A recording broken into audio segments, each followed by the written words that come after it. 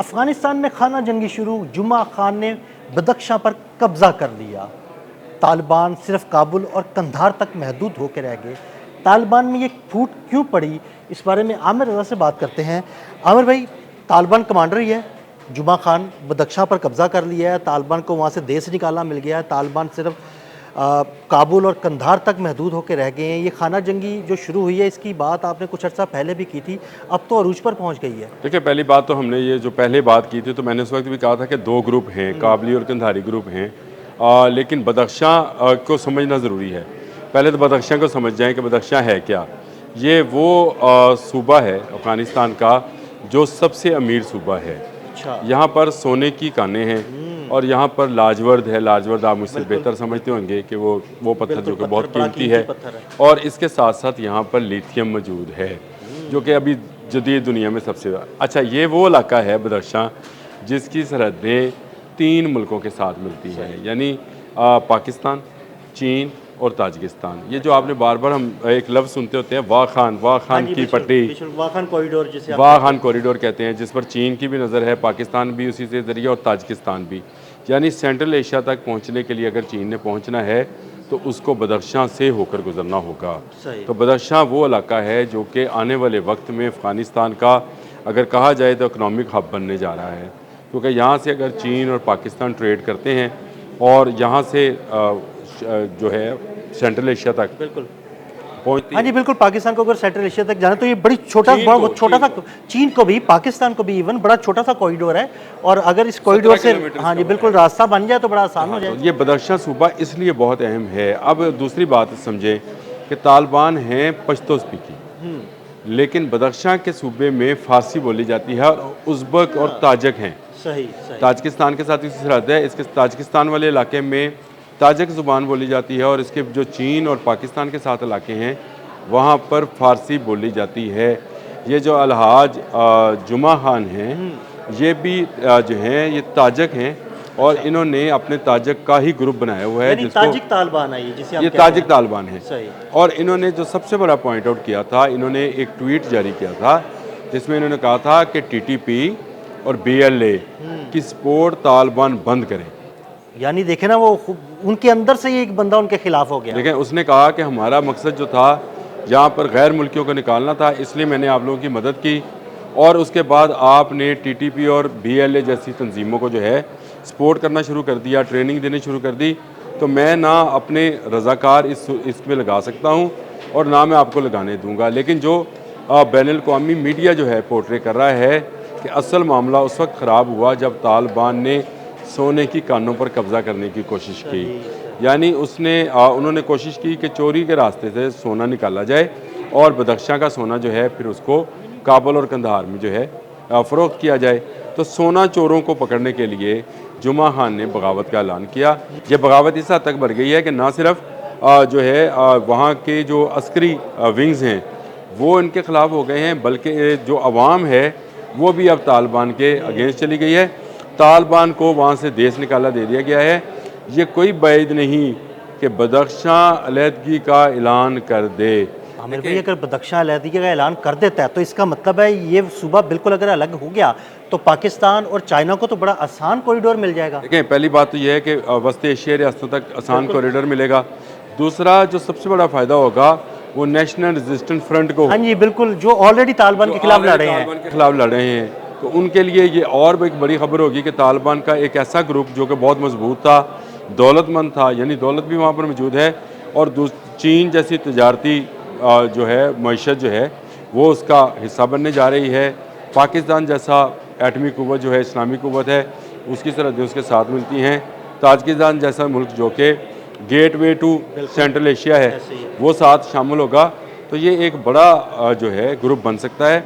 लेकिन अभी तालिबान को बदख्शां से हमेशा के लिए टाटा बाय बाय कर दिया गया है, इनको निकाल दिया गया है। अलहाज जुमा खान जो हैं वो इस वक्त मुकम्मल तौर पर काबज़ हैं और उन्होंने तालिबान की अमलदारी अमलन ख़त्म कर दी है वहाँ से। बिल्कुल। मैंने ये भी सुना है कि जो जुमा खान है उसने बाकायदा NRF से हाथ भी मिला लिया है। देखिए, NRF, मैंने आपसे पहले कहा कि NRF का इलाका भी इसी के साथ मिलता है, इसी इलाके के साथ ही मिलता है। देखिए, जब मैं इस पर रिसर्च कर रहा था कि जुमा खान क्या है तो उन्होंने वाज़िया तौर पे लिखा कि 4 मुल्कों के साथ सरहदें मिलती हैं। मैंने आपको 3 गिनवाए, चीन, पाकिस्तान और ताजिकिस्तान। यानी चौथा वो अफगानिस्तान के साथ कह रहे होंगे। अब आप सुने, आप समझे। यानी उसने अगर अपने आप को अलहदा कर लिया तो इसका मतलब इसका मतलब ये है कि चौथी सरहद जो है अफगानिस्तान के साथ मिलती है और अफगानिस्तान के उस इलाके के साथ मिलती है जो काबुल के करीब तरीन इलाका है और उस इलाके पर NRF बैठी हुई है। आपको पहाड़ी सिलसिले याद हैं? हाँ जी बिल्कुल। और मैं आपको ये पानशेर का इलाका है जहाँ, और जिसके बारे में मैं पहले भी बता चुका हूँ कि पानशेर ऐसा इलाका है जहाँ से निकलने वाला ज़मुर्द जो है दुनिया के कीमती तरीन पत्थरों में शुमार होता है। लेकिन इनके पास जो एक नई चीज़ निकली है वो लिथियम है। इस वक्त आपको पता है, बड़ी अब हर हमारा सुनने वाला, देखने वाला, जानने वाला जानता है कि इस वक्त पूरी दुनिया में लिथियम हो रही है और अनटच्ड ज़खायर पड़े हैं। हम अक्सर बात करते हैं जनाब वो लिथियम बैटरीज आ गई, लिथियम बैटरीज आएंगी तो ये इनकलाब आ लाखों रुपए की बैटरीज हैं। इतनी बैटरी जो है लाखों की कीमत में होती है और इसमें बड़ी खासियत ये है कि ये बिजली को बहुत लंबे अरसे तक स्टोर करती है। सोलर के साथ लगती है ना, तकरीबन लिथियम की बैटरी तकरीबन 2-2.5 लाख की तो बैटरी है। आपके मोबाइल में लिथियम बैटरी है और ये जो माइक लगा है बिल्कुल इसमें भी लिथियम है इसमें। बिल्कुल तो आप इसकी कीमत का अंदाज़ा कर लें कि ये कितनी कीमती चीज़ है जो बदख्शां में अनटच्ड पड़ी है, जिसको चीन निकालना चाहता है।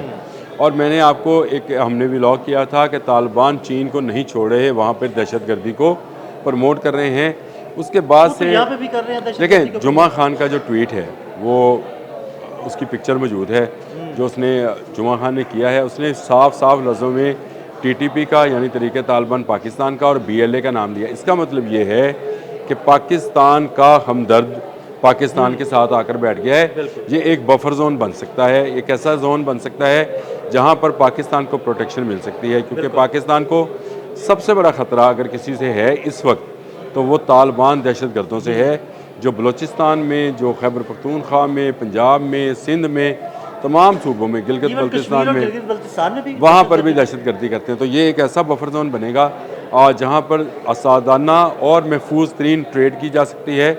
इसी जुमा खान की अस्करी विंग को उस ट्रेड की हिफाजत दी जा सकती है।